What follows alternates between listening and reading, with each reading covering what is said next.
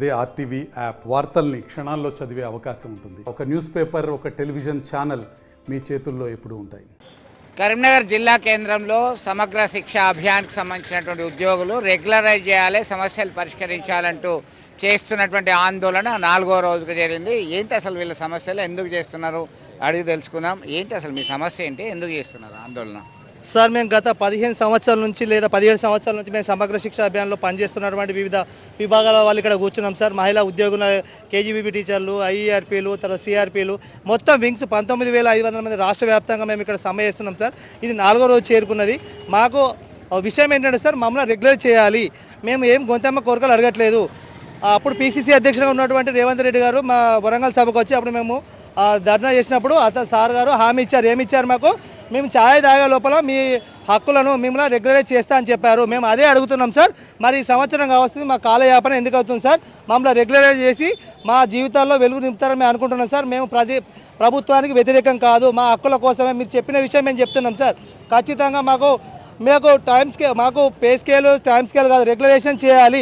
ఒకవేళ రెగ్యులరైజ్ కాకపోతే pay scale ఇచ్చి మా జీవితాల్లో వెలుగు నింపి జీవో కాపీ ఇచ్చేదాకా మేము, మీరు ఇచ్చిన మాట ప్రకారం జీవో కాపీ ఇచ్చేదాకా మేము ఇక్కడ నుంచి లేవము సార్. మా జీవితాలు, మా పిల్లల భవిష్యత్తు మా ఎంతోమంది ఆధారపడి ఉన్నాయి సార్. ఇప్పటికీ చాలామంది ఏళ్ళు గడిచినాయి సార్. మాకు సంవత్సరాలు దగ్గర పడే ఏ ఉద్యోగాన్ని కూడా మేము నోసుకోలేదు. ఇదే మీరు ఏం పనులు చేస్తారు అసలు?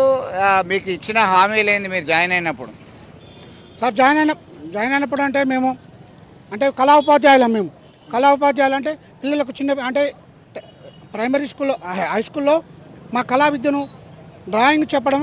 అప్పుడు గత 2012 నుండి మమ్మల్ని కాంట్రాక్ట్గా బేసిక్ కింద తీసుకున్నారు. అప్పుడు ఎంత 4,500 ఉండేవి. మళ్ళీ తర్వాత కొన్ని రోజులకు 6,000 అయింది. ఇప్పుడు 9,000 అయింది, 11,700 అయింది. కానీ సంవత్సరాలు గడుస్తున్నాయి, కానీ మా జీతాలు మాత్రం ఇంతంత మాత్రమే ఉన్నాయి. మా జీతాలు పెరగాలంటే ఈ రోజుల్లో 11,700 చాలుతాయా? ఈ గవర్నమెంట్ని ప్రశ్నిస్తున్నా. వాళ్ళు 11,000 చేస్తే వాళ్ళు ఉద్యోగం చేస్తారా? మా చాలని జీతాలు అంతా ఎవరితోందా?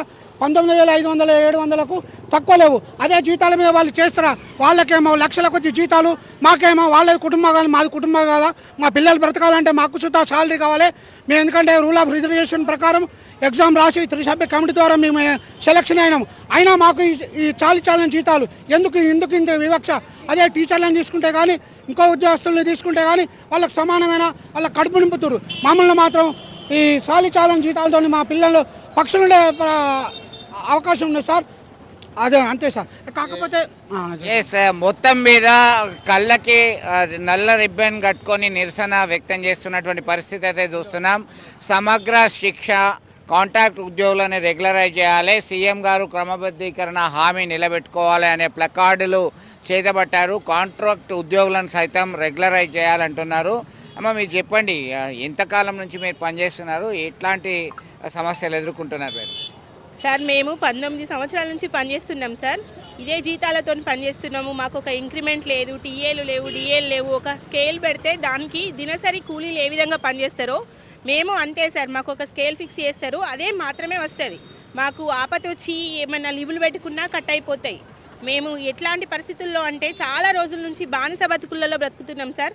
మన సీఎం రేవంత్ రెడ్డి గారు వచ్చిన తర్వాత మాకు మంచి జరుగుతుందని ఆశిస్తున్నాం సార్. అన్నగారు మా ప్రాబ్లమ్స్ను సాల్వ్ చేస్తారని మేము ఇప్పటికీ ఎదురు చూస్తున్నాం సార్. స్కూళ్ళల్లో ఉంటే పట్టించుకోవట్లేదని మేము 14 కేజీబీవీల నుంచి అందరం మహిళా ఉద్యోగులం సార్. చిన్న పిల్లల్ని వేసుకొని స్కూళ్ళల్లో నైట్ డ్యూటీస్ చేస్తాము. పిల్లల యోగక్షేమాలు చూసుకుంటాం సార్. ఒక్కొక్క స్కూల్ నుంచి 360 మంది పిల్లల సేఫ్టీని మేము చూసుకుంటాం సార్. మా పిల్లల పరిస్థితి చూడండి. మేము ఇంతమంది పిల్లలకు అన్ని విధాలుగా న్యాయం చేయగలుగుతున్నాము, కానీ మా చాలని జీతాలతోని మా పిల్లల్ని మంచి ఎడ్యుకేషన్ ఇవ్వలేకపోతున్నాము, వాళ్ళకు మంచి హాస్పిటల్ వసతి ఇవ్వలేకపోతున్నాము, వాళ్ళ లైఫ్ సెక్యూర్ చేయలేకపోతున్నాం సార్. ఇప్పటికీ కూడా మేము ఇలాగే ఉంటే మా పిల్లల భవిష్యత్తు ఏమవుతుందో అన్న బాధతోనే మేము ముందుకు రావాల్సి వచ్చింది సార్. మా ఆవేదనను వ్యక్తం చేస్తున్నాం సార్. దాన్ని మన సీఎం గారు మా బాధలను తొందరగా గ్రహించి మాకు రెగ్యులరైజ్ చేయాలని మేమందరం కోరుకుంటున్నాం సార్. ఇందులో చాలామంది మహిళా ఉద్యోగులమే ఉన్నాం సార్. మా బాధ వర్ణనాతీతం సార్. రైట్. రేవంత్ రెడ్డి మీకు ఎప్పుడు హామీ ఇచ్చారు? ఇంతకుముందు టీ దాకా వచ్చే లోపల రెగ్యులరైజ్ చేస్తారని చెప్తున్నారు. ఎప్పుడు మీకు హామీ ఇచ్చారు? ఎంతకాలమైంది ఆయన హామీ ఇచ్చేసి? సార్, గత సంవత్సరం సెప్టెంబర్ నెలలో మేము ఇదే విధంగా 27 రోజులు నిరవధిక సమ్మె చేశాము.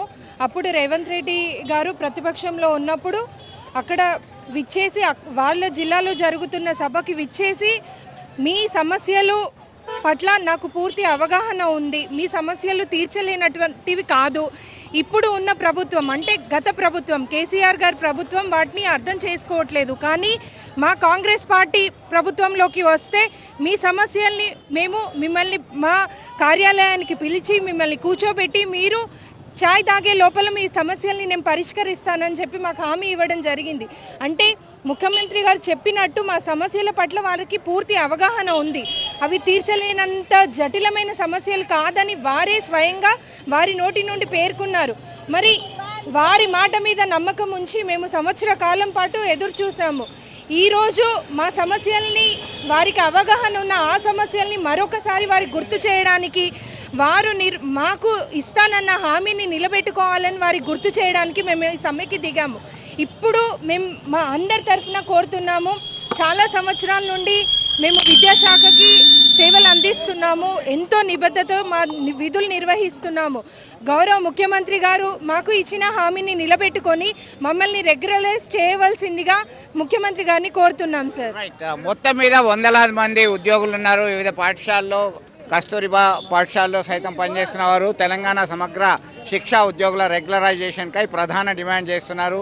సమగ్ర శిక్షా ఉద్యోగులందరికీ రెగ్యులరైజ్ చేయాలి. ప్రతి ఉద్యోగికి జీవిత బీమా 10 లక్షలు ఇవ్వాలి. 12,000 వేతనం పెన్షన్ ఇచ్చేయాలి పీటీఏలకి అని చెప్పారు. దానిలో ప్లకార్డులో ఫ్లెక్సీలో మెన్షన్ చేయడం జరిగింది. మహిళా ఉద్యోగులకి వేతనంతో కూడిన 180 రోజుల ప్రసూతి సెలవులు ఇవ్వాలన్నారు. గతంలో ప్రతిపక్ష నేత హోదాలో రేవంత్ రెడ్డి ఇచ్చినటువంటి హామీని సైతం గుర్తు చేసే విధంగా ఒక ఫ్లెక్సీ ఏర్పాటు చేసి మళ్ళీ ముఖ్యమంత్రి గారు మీరు అధికారంలోకి వచ్చారు, మీ సమస్యలు మాకు తెలుసు అనేటువంటి ఇండికేషన్ ఇస్తూ వీరంతా కూడా తమ నిరసనను శాంతియుతంగా చేస్తున్నటువంటి పరిస్థితి. ఇప్పటికైనా రాష్ట్ర ప్రభుత్వం స్పందించి తమ సమస్యల్ని పట్టించుకొని పరిష్కరించాలి అని డిమాండ్ చేస్తూ చేస్తున్నటువంటి సమ్మె 4వ రోజుకి చేరింది. ప్రభుత్వం దిగి వచ్చేదాకా కంటిన్యూగా ఆందోళన చేస్తామని చెప్పి చెప్తున్నటువంటి పరిస్థితి గమనించవచ్చు. ఒడిజల్ సుమంత్తో కలిసి చంద్రశేఖర్, RTV, కరీంనగర్ నుండి. మరిన్ని వీడియోస్ కోసం ఛానల్ ని సబ్స్క్రైబ్ చేయండి. లేటెస్ట్ అప్డేట్స్ కోసం వాట్సాప్ ఛానల్ ని ఫాలో చేయండి. అండ్ లింక్ డిస్క్రిప్షన్ లో ఉంది.